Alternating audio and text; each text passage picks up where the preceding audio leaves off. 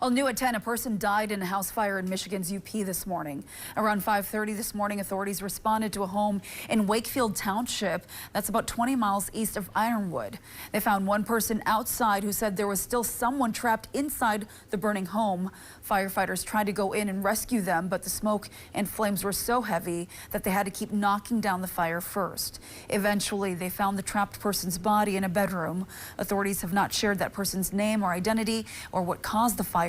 The investigation is ongoing.